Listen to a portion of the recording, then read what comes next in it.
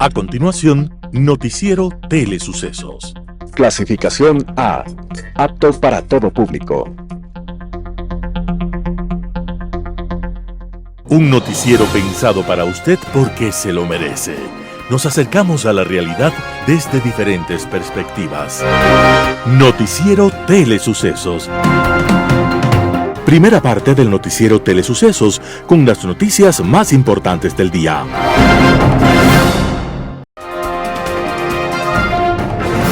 Un día como hoy. Hubo un hombre que con el poder de su pluma nos relata un viaje imposible que hoy es una obra clásica de la literatura universal. Aquel personaje cuenta que un Viernes Santo viajó al mundo del más allá y conoció el infierno, el purgatorio y el paraíso.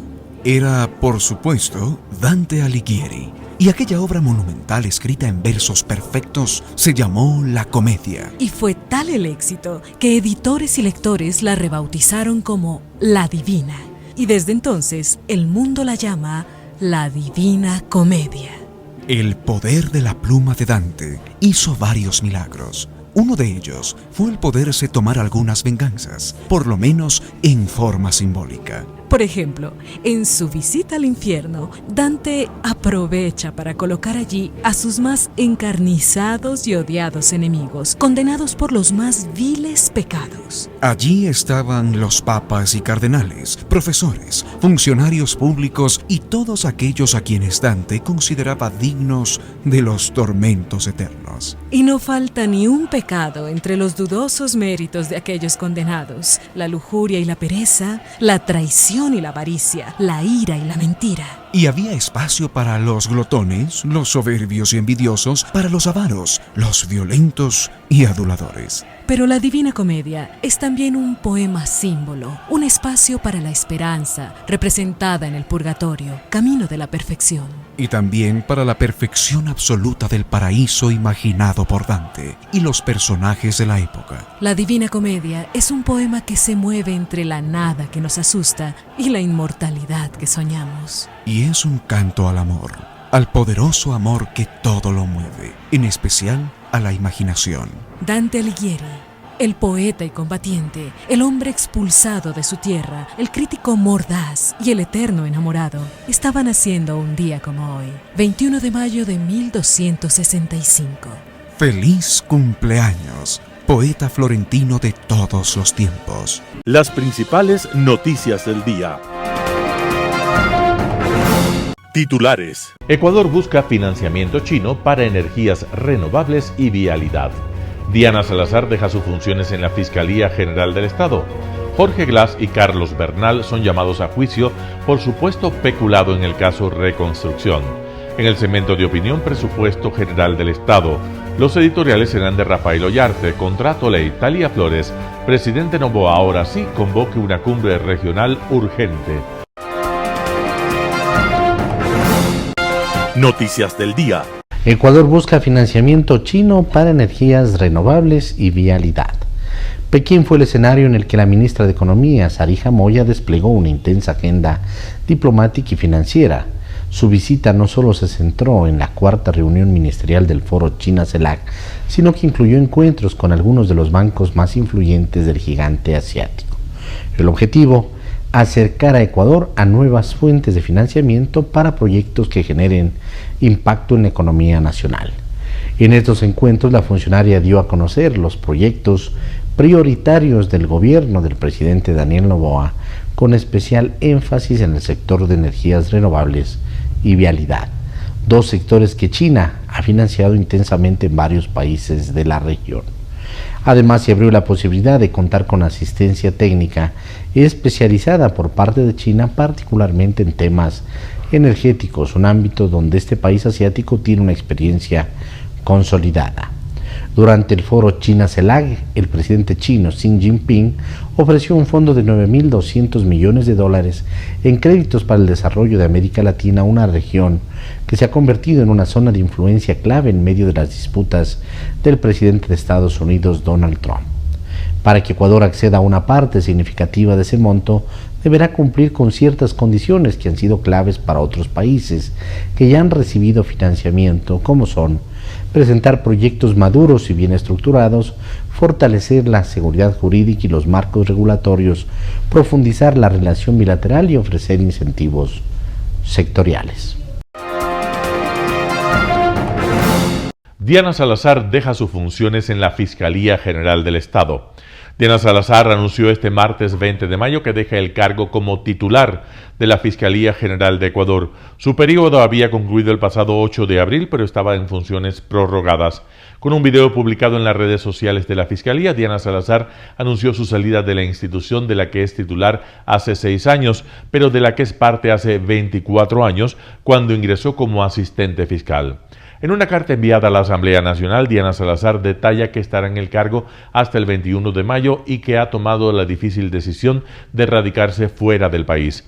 Tras la renuncia de Diana Salazar a sus funciones como fiscal general del Estado, que cumplía de forma prorrogada, el fiscal subrogante Wilson Toainga quedará en el puesto hasta que el Consejo de Participación Ciudadana y Control Social nombre el titular.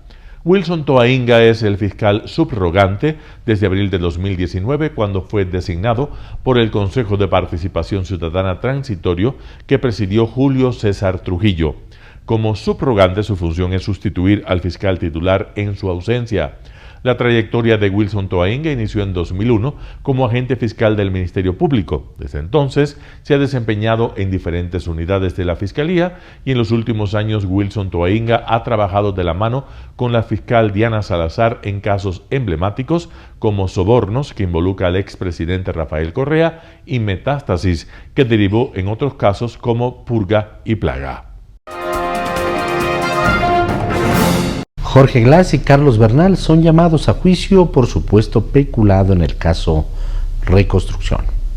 El juez de la Corte Nacional de Justicia, Marco Boris Aguirre, anunció este lunes 19 de mayo del 2025 su resolución en torno a la audiencia evaluatoria y preparatoria de juicio en contra del ex vicepresidente Jorge Glass y otros procesados por el presunto delito de peculado en el caso Reconstrucción de Manabí. Según el juez, hay motivos suficientes para presumir la participación de Glass y Carlos Bernal, ex secretario del Comité de la Reconstrucción, en calidad de autores en este delito. En cambio, dictó sobreseimiento para el exministro Walter Solís y otras 6 personas, en cuyo caso la Fiscalía y la Procuraduría anunciaron que apelarán. El juez ratificó a su vez las medidas cautelares en contra de Glass y Bernal, pues señaló que la Fiscalía no pidió el cambio de las mismas. El juez también acogió un pedido de la defensa de Glass de que se practique una evaluación médica psiquiátrica al ex vicepresidente, quien permanece recluido en la cárcel de máxima seguridad La Roca de Guayaquil. En este sentido, el magistrado aludió al pronunciamiento de la Comisión Interamericana de Derechos Humanos, CIDH, y un comité contra la tortura de Naciones Unidas. El juez dispuso que la Fiscalía actúe y cumpla lo dispuesto en el artículo 588 del Código Orgánico Integral Penal COIP en un plazo de 12 días para determinar el estado de salud mental de Glass Espinel. Entrevista del día. En Radio Sucesos estuvo Alfredo Antonio Montaner. Él es embajador de Panamá en Ecuador y habló acerca de la propuesta para potenciar inversiones regionales. Escuchemos lo que dice. Estamos muy entusiasmados. Yo tengo unos 6 meses de estar aquí en Ecuador como embajador y hemos recibido muchos empresarios en la embajada con ese interés. O sea, hay muchísimo interés de parte del empresariado de que el resto de la comunidad empresarial y política del país vean a Panamá como un socio estratégico. Claro. Ustedes no tienen idea lo que puede pasar en el futuro a favor de Ecuador si empezamos a dinamizar el sector empresarial para que vean a Panamá como un socio clave para sus negocios. O sea, tú lo mencionaste en la presentación. Claro. Ecuador, Panamá es el segundo país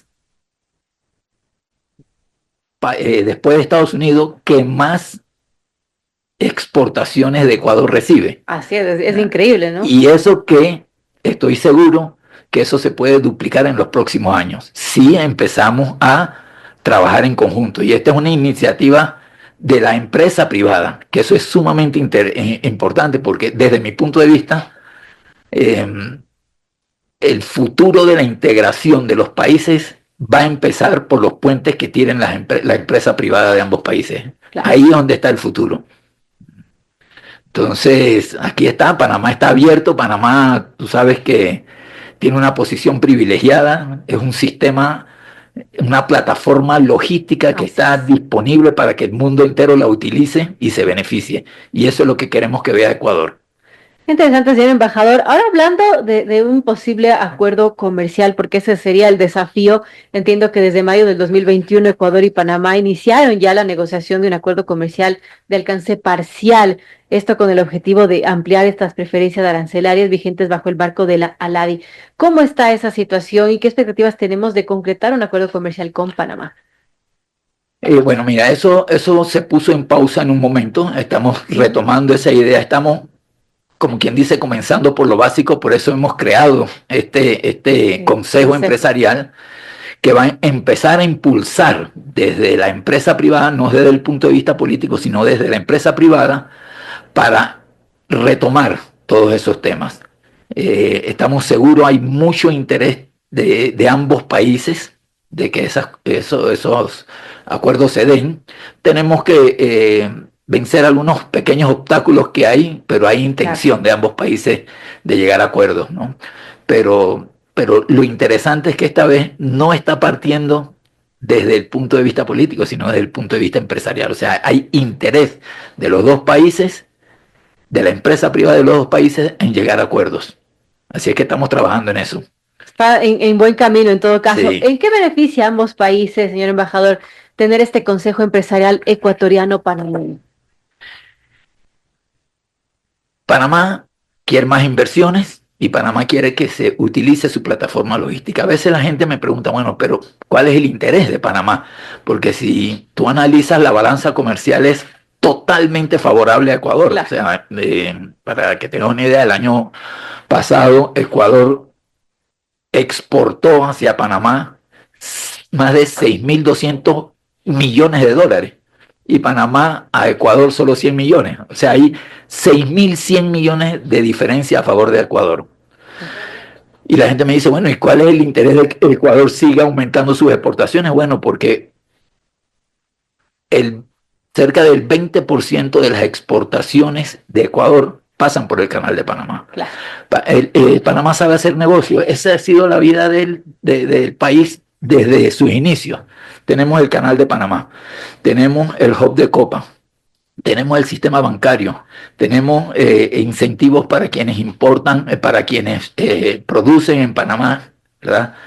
O sea, hay toda una plataforma, no es solo un canal. Así es. Entonces, ¿qué sucede? Que si tú ves un producto de ecuatoriano en Ghana, es muy probable que utilizó la plataforma logística. Panamá no son 4 millones de personas. Son, por ejemplo, solo Centroamérica y el Caribe son 100 millones de personas donde los ecuatorianos pueden poner sus productos si utilizan.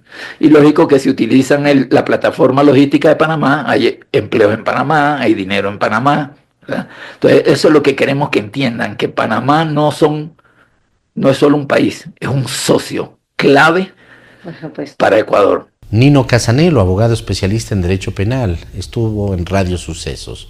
Habló de la propuesta del Ejecutivo para reformas al COIP.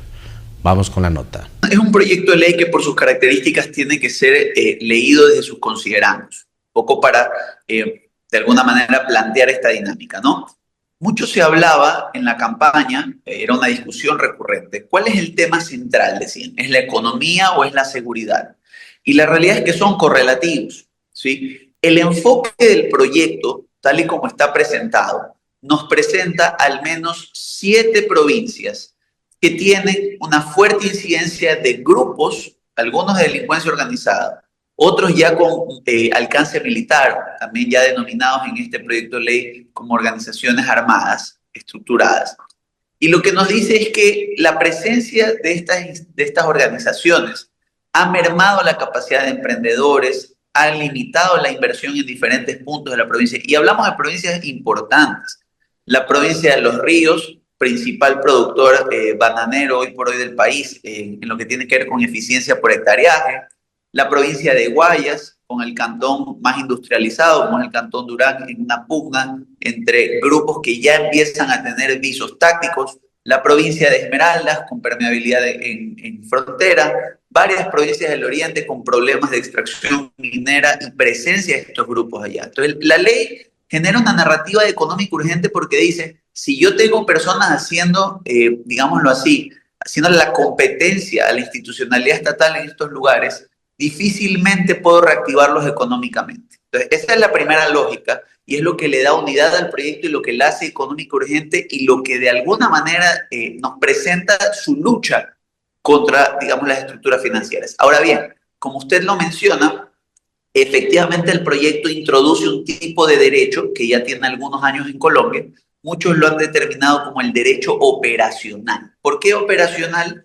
Porque empieza a delimitar el marco, como su nombre lo indica, de las operaciones militares a propósito del reconocimiento, y ahí viene lo trascendental del conflicto armado no internacional, o CAMI, ¿sí? Y nos dice, ya no tengo un nivel de violencia normal, bombas, fusiles automáticos. De hecho, usted recordará hace unos meses videos, por ejemplo, en la provincia de Manabí, donde las personas no solo llegan con equipo táctico, muy parecido al que utilizan los militares, sino que tienen formaciones, sí, que evitan, por ejemplo, lo que se denomina a nivel táctico como barridos. Unos disparan desde arriba, otros disparan desde abajo.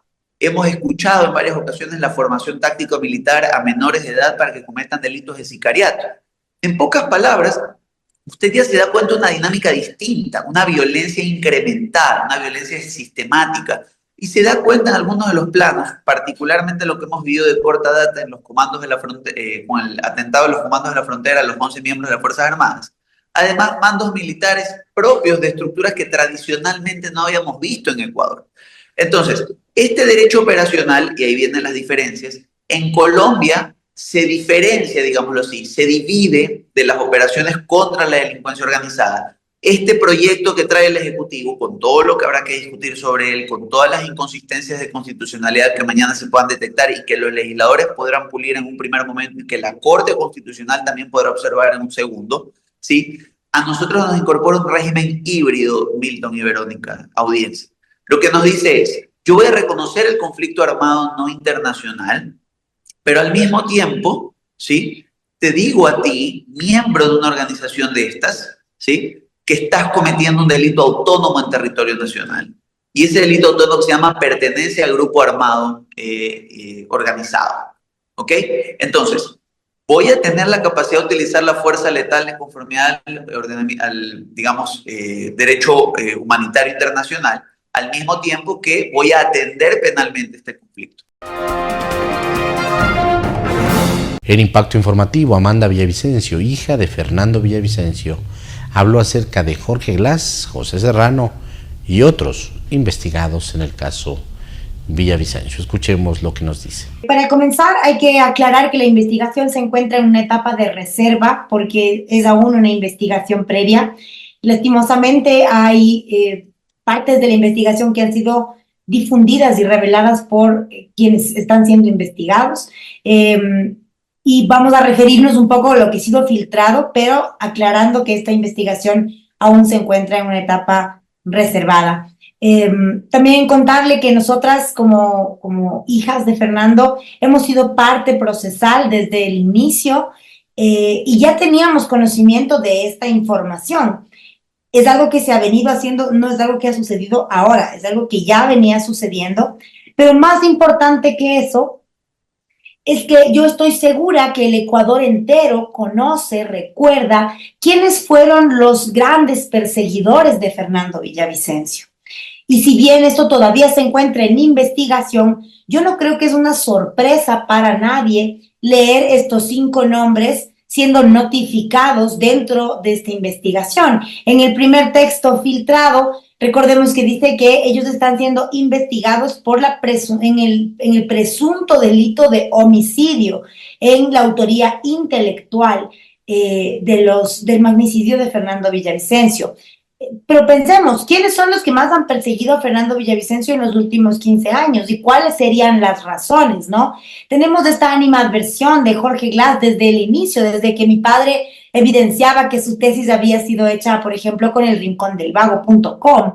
Y también recordemos etapas en las que José Serrano se quedaba de una pieza ante la exhibición del cheque del mago Cherres a María Paula Christiansen, por ejemplo. También recordemos sobre Daniel Salcedo, como él lo amenaza a mi padre en una sesión en la asamblea y le dice justamente como un tiempo estamos y después ya no estamos, le dice a mi padre Daniel Salcedo. Y también recordemos que fue Fernando Villavicencio quien denunció a Daniel Salcedo en todo el tema de la corrupción hospitalaria. Y por supuesto, el tetón de la piscina, Javier Jordán, que ha demostrado una gran animadversión en contra de mi padre e incluso ahora en contra de nosotras que somos sus hijas.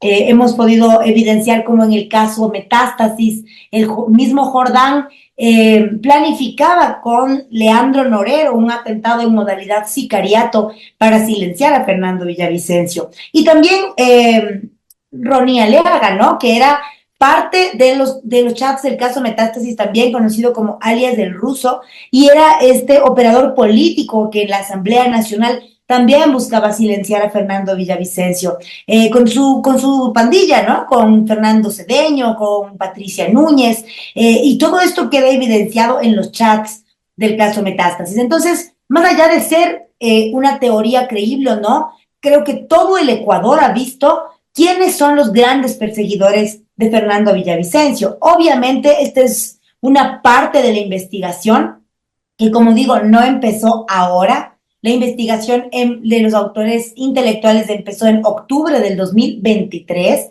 después del asesinato de los sicarios en las cárceles ecuatorianas. Entonces, de alguna forma, nosotros hemos respetado el debido proceso, conocíamos de esta información, pero no hemos podido referirnos a ella porque se encuentra en una etapa de reserva.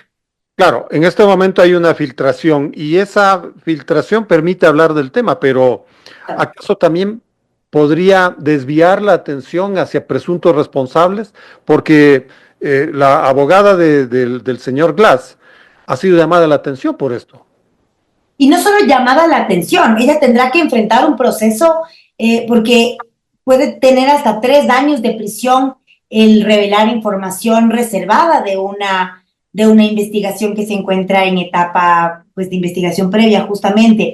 Y lo que hemos dicho nosotras desde el inicio y lo que hemos visto igual como un modus operandi del correísmo, de este correísmo profundo, ¿no? De Alcantarilla, que se sabe muy bien sus métodos, son grandes campaneros de la mafia. Lo que hacen es adelantarse a las narrativas, proponer narrativas de persecución política y de esa forma intentar lavarse las manos, pero ya no pueden, cada vez pueden menos eludir sus responsabilidades. El tiempo se está acabando y yo siento que cada vez hay una mayor voluntad política. También tenemos que admitirlo, si hubiese sido este partiducho narcopolítico el que ganaba las elecciones, seguramente no se estuviese investigando el crimen de Fernando Villavicencio. Un panorama de noticias para su estatura intelectual.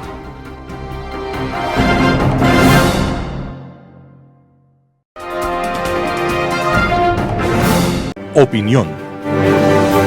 Estimados amigos y amigas, gracias por estar con nosotros en este programa de Telesucesos. En todos estos días ha habido noticias muy positivas en el Ecuador como cosas no positivas. El asesinato de 11 soldados en la Amazonía ecuatoriana es realmente censurable.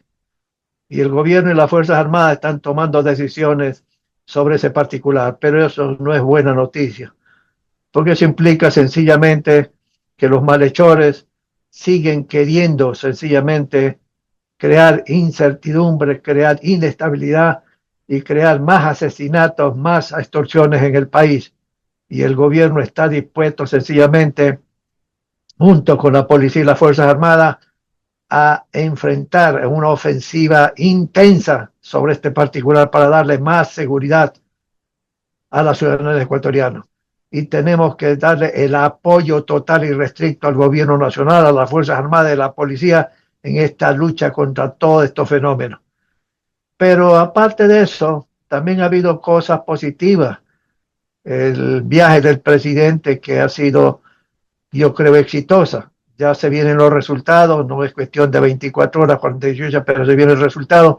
Y además porque va a ser complementado con unas reformas estructurales que el gobierno va a presentar a la Asamblea Nacional. Y ya hay una cosa positiva, las declaraciones de la señora ministra del Trabajo ha dicho, vamos a presentar a través de la presidencia, por supuesto, un proyecto de ley de nuevo código laboral, de nuevo código del trabajo. Y eso es una buena noticia porque sencillamente hay que reformular el marco legal del trabajo. La tecnología, la revolución tecnológica que sigue en marcha ha cambiado 10.000 cosas y ha cambiado toda la estructura en materia laboral. Por lo tanto, hay que cambiar totalmente, ya no reformas X, Y, Z al código de trabajo, sino que el gobierno ha creído que es necesario tener un nuevo código. Esa es buena noticia. Pero hay algo que no es buena noticia, que es la situación del presupuesto general del Estado. En los 4 meses de enero a abril, el déficit en el presupuesto general del Estado es aproximadamente de 1.100 millones de dólares, ¿sí? Y eso no es buena noticia. Los gastos corrientes, los gastos permanentes siguen creciendo mucho más que los ingresos tributarios. Y esto sencillamente no es conveniente, porque eso implica sencillamente que el déficit va a seguir creciendo y eso implica más deuda, más deuda, más deuda. Y ya tenemos una deuda pública excesiva que tenemos que parar a través de acciones de política pública que ya hemos dicho y vamos a tener que repetir nuevamente. No solamente que Ecuador necesita una nueva reforma tributaria, sino una nueva reforma a todas las finanzas públicas. No se puede dejar aparte, digamos, las finanzas públicas en los municipios, los consejos provinciales o de las empresas estatales, en que hay mucho desperdicio de dinero. Es necesario hacer una reforma a todo eso, aparte de una reforma tributaria. Pero amigos y amigos, sencillamente, sí, las cosas siguen como están en el país con respecto a todo lo que es la cuestión de las finanzas públicas. El presupuesto del Estado este año tendrá por lo menos 5 a 5.000 millones de dólares de déficit. Y eso es terrible, no es buena noticia, porque eso significa tener unas necesidades de financiamiento de más de 15.000 millones de dólares al año. ¿Cómo salen estos números? Sencillamente el déficit de 5.500 millones que se puede estimar para este año, más cerca de 6.000 millones que hay que pagar del capital de la deuda pública interna y externa, especialmente hay que pagarle pues la deuda a medida que va venciendo al Seguro Social Ecuatoriano. En esos dos conceptos solamente hay 11.000 millones de dólares, ¿sí? Que hay que conseguir en una u otra forma. Y naturalmente pues la deuda pública externa en estos meses no ha podido aumentar porque los desembolsos de los organismos internacionales de financiamiento no es que se han paralizado, sino que se han vuelto lentos a los efectos de ver cuáles son las perspectivas del Ecuador. De tal manera que, amigos, hay que controlar sencillamente las finanzas públicas y el presupuesto del Estado. Y eso lo que hay que hacer es crear más ingresos. ¿Cómo?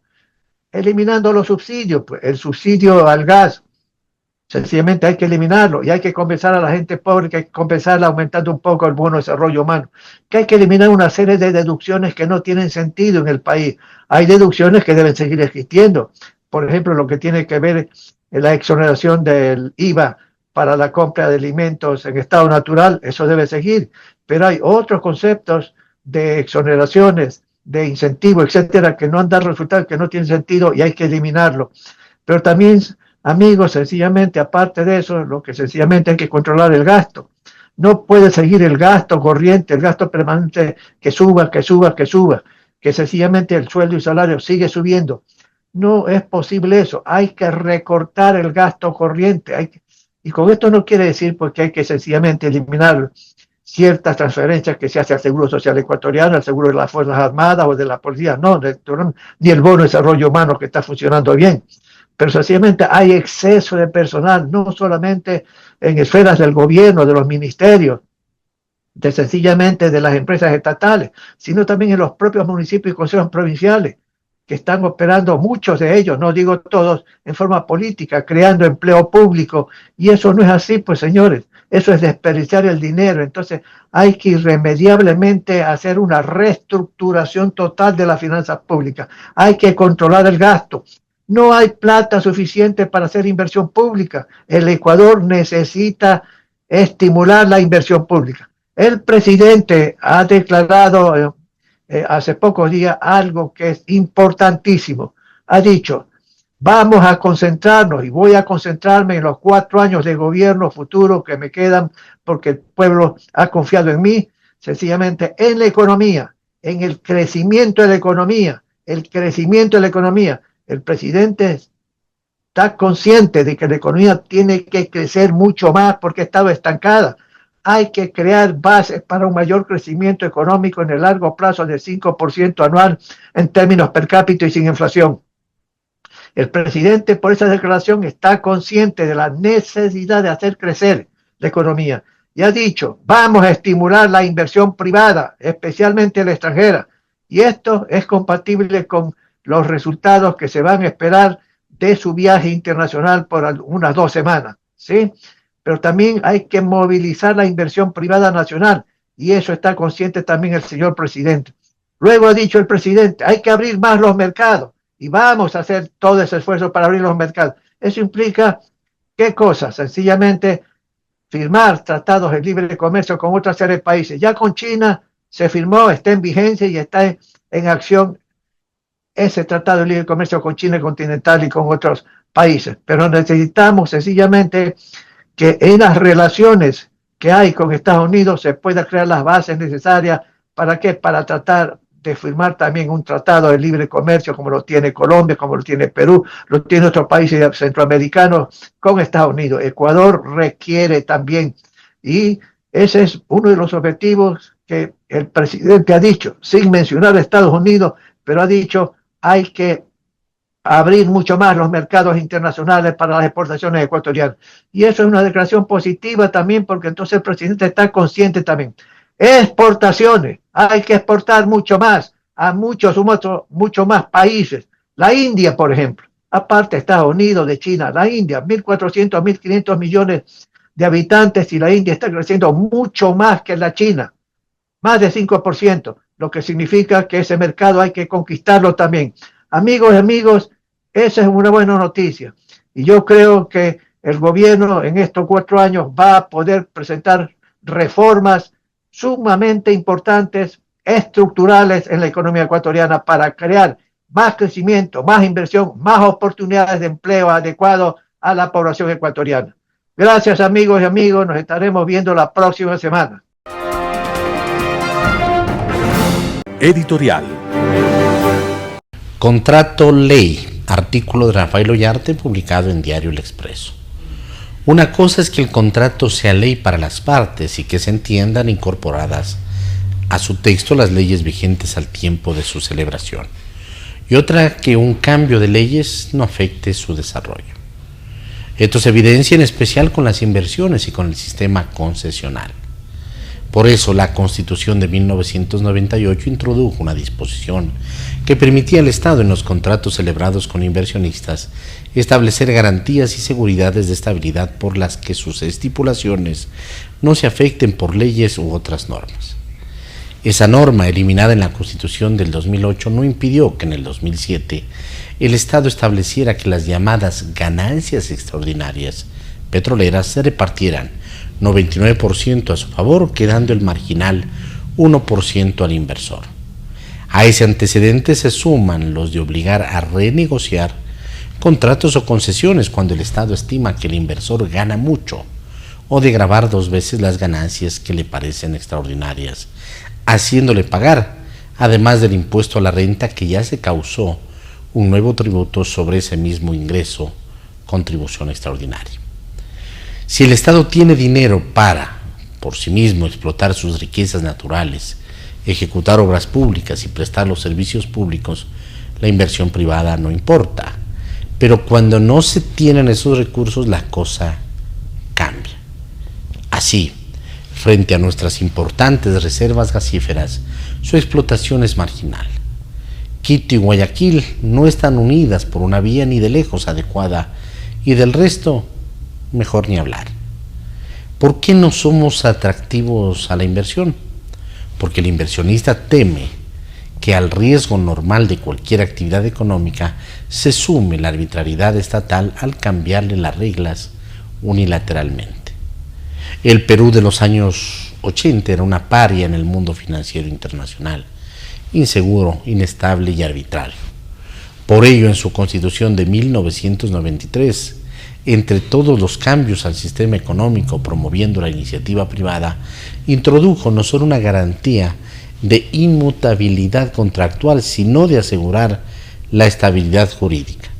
Las reglas vigentes a la celebración del contrato se mantienen para el inversor, especialmente en lo tributario, por lo que las reformas legales no se aplican en la ejecución de ese contrato o concesión.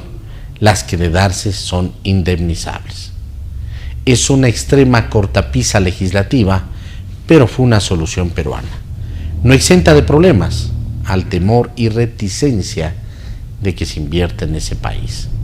Artículo de Rafael Ollarte publicado en Diario El Expreso. Presidente Noboa, ahora sí convoque a una cumbre regional urgente. Talía Flores, primicias. Jamás habría imaginado que volvería a usar el mismo título en un nuevo artículo, pero la violencia en el país no solo que sigue tan grave como en enero de 2024, cuando lo escribí la primera vez tras el asalto a TC Televisión, sino que se ha vuelto más cruel y despiadada por la acción del crimen organizado transnacional que desafía al Estado, ante lo cual solo cabe una respuesta conjunta que involucre a los países de la región. La matanza de 11 militares ecuatorianos a manos de los comandos de la frontera en el Alto Punino, en una sangrienta emboscada, ha sido un golpe demoledor a la conciencia nacional, que ha contemplado con dolor cómo 11 hogares han sido fracturados, la institución militar ultrajada y el país puesto en riesgo inminente. Las sospechas de que el grupo criminal habría sido informado del operativo del ejército, que implicaría una filtración de información, espeluzna, pues confirmaría que los organismos e instituciones del Estado han sido penetrados en los más altos niveles por esos enemigos públicos siniestros.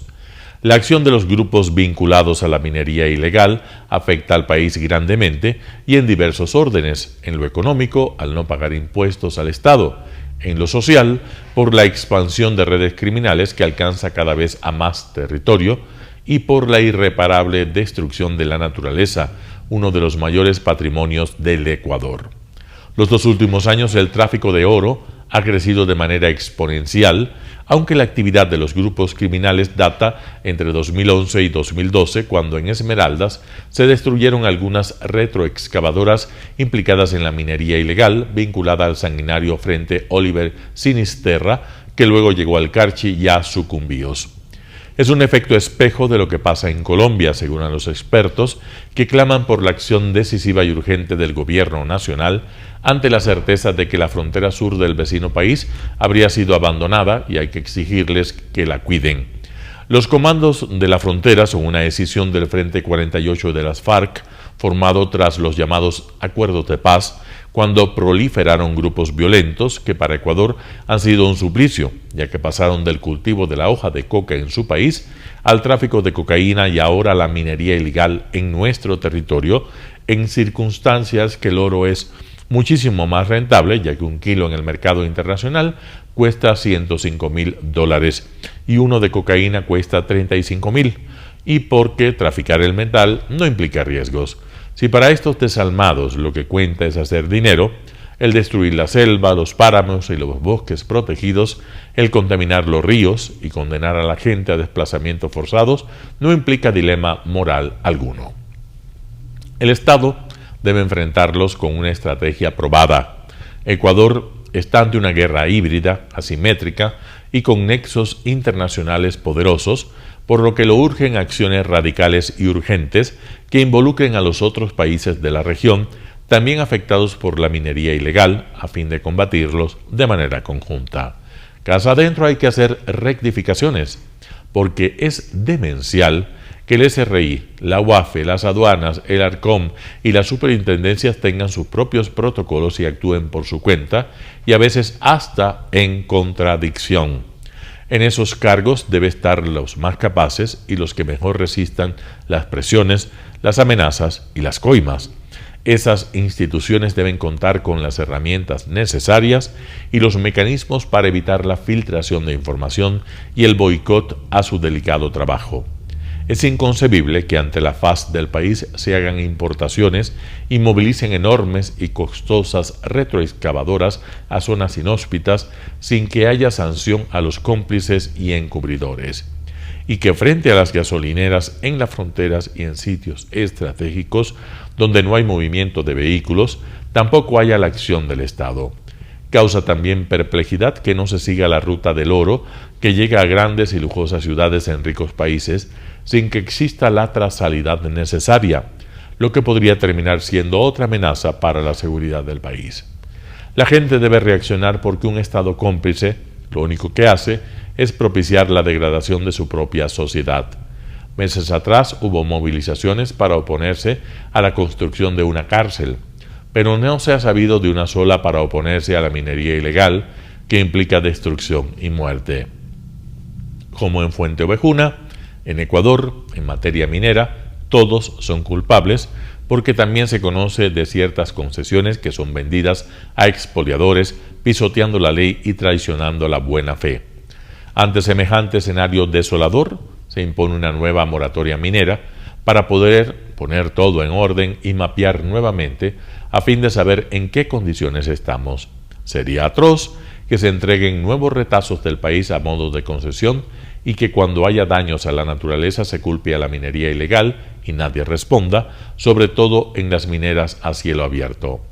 La destrucción de la Amazonía y de otras zonas de gran fragilidad, incluso reservas ecológicas, y el envenenamiento de los ríos muestra el rostro más funesto de un país que no piensa ni en el presente y peor en el futuro y que tiene autoridades ineficaces. Ante esta realidad atroz, el gobierno tiene que actuar con valentía y talento, mucho talento estratégico porque el enemigo es feroz y opera en sólidas alianzas con sus pares en varios países. Por eso, la respuesta de los estados tiene que ser multidimensional y coordinada entre ellos.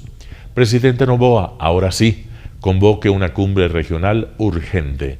Talía Flores, Primicias. Noticias internacionales.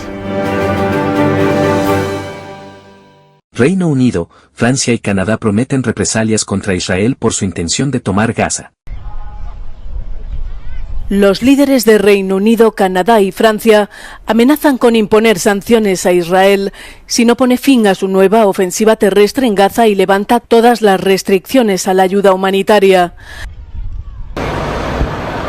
La amenaza de represalias llega tras la entrada de una cantidad básica de ayuda en Gaza después de casi 3 meses de bloqueo israelí sobre alimentos, medicinas y otros suministros esenciales. La Unión Europea también ha pedido que se facilite un rápido acceso de la ayuda humanitaria en Gaza. It's a really serious, unacceptable, intolerable situation, and that's why we are working intensely to coordinate with other leaders how we respond to this, because it is intolerable, it is unacceptable, and we will continue to work in that way. El primer ministro israelí Benjamin Netanyahu cree que esta amenaza de sanciones por parte de sus aliados es un premio a Hamás y declaró que Israel se defenderá hasta lograr la victoria total. Netanyahu ha reiterado las condiciones de Israel para la paz, que incluyen la liberación de todos los rehenes restantes y la desmilitarización de la Franja de Gaza.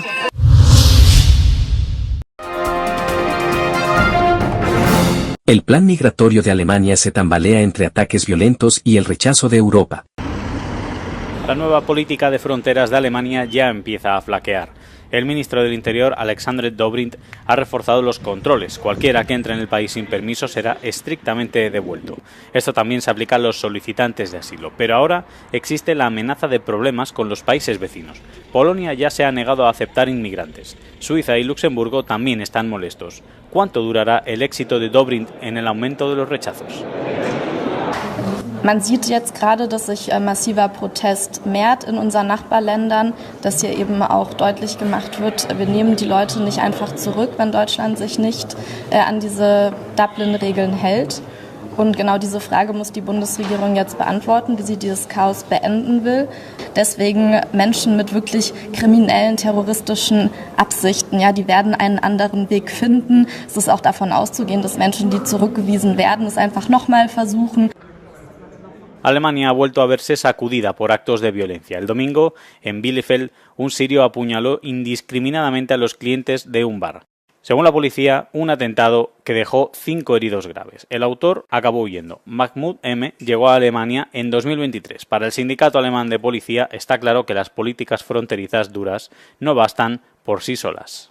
Die Tat in Bielefeld definiert sich insbesondere dadurch, dass wir ganz konkret davon ausgehen können, dass es sich hier um einen terroristischen Anschlag handelt. Vor allem zeigt es auch, wie gefährlich unkontrollierte Migration ist. Es ist nicht zum ersten Mal, dass ein Mensch aus dem Asylherkunftsland hier Straftaten gegen Leib und Leben begeht. Insbesondere bei dem Bereich Sexual- und Gewaltdelikten sind es überproportional viele Menschen aus den Asylherkunftsländern. Und schon deshalb definiert sich diese Migrationskrise zu einer echten Kriminalitätskrise und führt am Ende des Tages auch zu einem kollektiven Freiheitsverlust. Zurückweisungen sind sicherheitsspezifisch nur ein ganz kleiner Baustein eines großen Puzzles, wenn es darum geht, diese Kriminalitätskrise im Land für beendet zu erklären. Der Bundesinnenminister muss die Bundespolizei materiell, finanziell, personell und gesetzlich vernünftig ausstatten. Wir brauchen bundeseigene Abschiebehafteinrichtungen, Ankerzentren plus.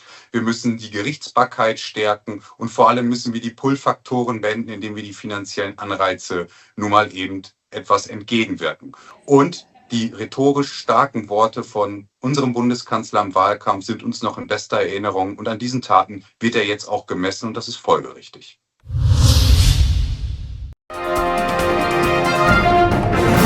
Los primeros 68 inmigrantes se autodeportan de Estados Unidos con la ayuda económica del gobierno de Trump. Estados Unidos sigue adelante con su plan de autodeportación para inmigrantes indocumentados que ofrece $1.000 a cada voluntario que quiera volver a su país. Con esta nueva iniciativa de la administración Trump, 68 inmigrantes de Honduras y Colombia han regresado a sus países de origen en un vuelo charter, solicitando su petición a través de la aplicación CBP Home del Departamento de Seguridad Nacional. Más de 152.000 personas han sido deportadas desde la llegada de Trump. No creo que sean miles de personas que apliquen a ese programa por volumen, pero sí vamos a tener bastantes casos y lo que nos compete es que vengan pues de manera ordenada, con vuelos charter, que tengamos los manifiestos con anterioridad para que así no haya ningún retraso y podamos apoyarles en todo lo que ellos requieren a su llegada al país. Con este sistema, Estados Unidos podría reducir en un 70% los costos respecto a la deportación tradicional. La Casa Blanca ha intensificado la presión sobre los inmigrantes indocumentados mediante amenazas, multas y deportaciones a prisiones en lugares como Guantánamo y El Salvador.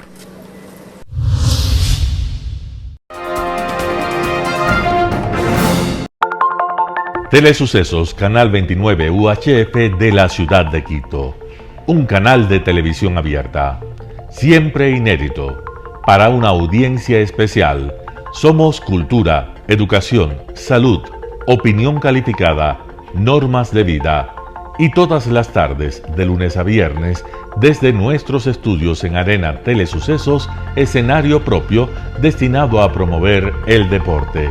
En tiempo real, usted y su familia, en su televisor, desde la comodidad de su hogar, disfrutarán de los partidos, eventos, campeonatos que realizamos diariamente de ecuavóley, básquet, box, lucha libre, cachascán, gimnasia, artes marciales, tenis de mesa, fútbol sala, transmisiones en vivo de los principales partidos de fútbol barrial y colegial. En fin, somos un canal inédito, inéditos en el deporte. Transmisiones de acción y conocimiento en el deporte. Espacio diario conducido por el arquitecto David López todas las tardes, de lunes a viernes, de 4 a 5 de la tarde. Siempre inéditos y distintos, siempre jóvenes. Personajes jóvenes de generaciones nuevas.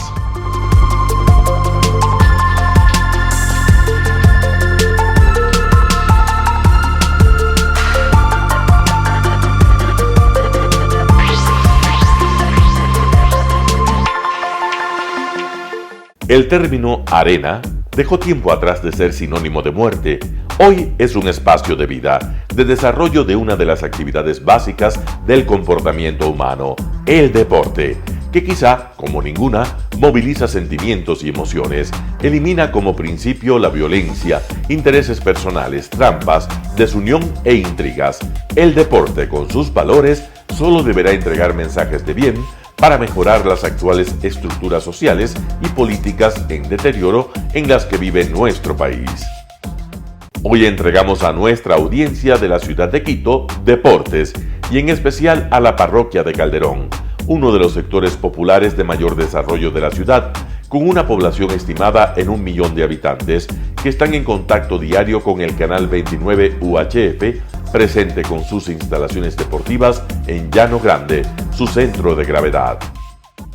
Telesucesos, desde nuestro estudio principal y en el de Arena Telesucesos, es el único medio de televisión que transmite de lunes a viernes 4 horas diarias de diversos eventos y novedades deportivas: el ecuavóley, básquet, tenis de mesa, halterofilia, taekwondo, esgrima, box, cachascán, gimnasia olímpica. Pueden ser observados en Canal 29 UHF y en todas las redes sociales en su televisión, sin ningún costo, desde la comodidad de su hogar, en nuestro canal y en las redes sociales. Arena Telesucesos es el escenario en donde el deporte tiene vida. Nuestros invitados y jugadores están en la cancha junto a usted y como nunca antes en la pantalla de su televisor, acercándole a un espectáculo inolvidable de luz, color y fiesta. Por fin usted encuentra el deporte que practica y que nunca es transmitido ni considerado por otros medios de comunicación con la importancia que nosotros le damos. El ecuavóley es el gran protagonista en una cancha con todos los estándares y comodidad para su práctica. Es el único deporte ecuatoriano con partida de nacimiento ecuatoriana. Somos inéditos, nos acercamos al deporte popular de nuestra gente que comparte nuestros esfuerzos. En Arena Telesucesos, aparte del atractivo de los eventos deportivos que transmitimos con nuestra señal a los televisores de su hogar, también entregamos muchos de los valores que encierra el deporte y en especial privilegiamos nuestra identidad nacional en el ecuavóley, jerarquizando su presencia como el deporte con partida de nacimiento en nuestro país. Telesucesos no solo entrega en su programación de deportes un espectáculo, sino que impulsa, privilegia y exige a quienes participan que sean parte de los valores y méritos que el deporte encierra: esfuerzo, superación, perseverancia, respeto, solidaridad, compañerismo, disciplina, puntualidad, sana competencia, honradez en la cancha y fuera de ella. La práctica deportiva siempre generará beneficios positivos para su cuerpo y entregará salud estable, pero refuerza además la identidad personal y premia siempre el éxito conseguido. Estamos entregando a nuestra ciudad con Arena Telesucesos un esfuerzo más de un medio que es fiel a su identidad y que a través de sus contenidos de salud, cultura, opinión calificada y ahora deportes, pretende difundir lo que, aparte del entretenimiento, requiere nuestra gente. Lo hasta ahora realizado está hecho con mucho esfuerzo, pasión y el entusiasmo de nuestra parte, de nuestros empleados, trabajadores y pequeños empresarios que creen en nuestras motivaciones. Hemos dado los primeros pasos para este proyecto que seguiremos haciéndolo gracias a ustedes. ¿Cómo llegar? Nuestras instalaciones se encuentran en el norte de la ciudad, en un sector de gran crecimiento y desarrollo urbano al que se accede a través de la vía E35, más conocida como la Avenida Panamericana Norte. Desde el centro comercial El Portal, a 2 kilómetros a la derecha, se encuentra la calle García Moreno, antiguo camino a Llano Grande, una arteria en la que se desarrollan dinámicos comercios. Junto al centro comercial Ciudad Alegría, a 100 metros, hemos llegado a nuestras instalaciones, Arena Telesucesos, la cancha del ecuavóley. Telesucesos, siempre inédito, nuestro canal online a la vanguardia tecnológica, 24 horas de programación continua a través de Internet. Telesucesos Internacional. En el Ecuador y en el mundo, Telesucesos Internacional. ¿Cómo lo sintoniza? Ingresando a www.telesucesos.net. Telesucesos Internacional. Telesucesos, el canal de televisión siempre inédito. El noticiero Telesucesos es retransmitido de lunes a viernes a las 7 horas por Radio Planeta Sur 106.1 FM de la ciudad de Loja. Noticiero Telesucesos. Las opiniones vertidas en este espacio por la producción y dirección del programa son de exclusiva responsabilidad de sus autores y de quienes intervienen en ellos.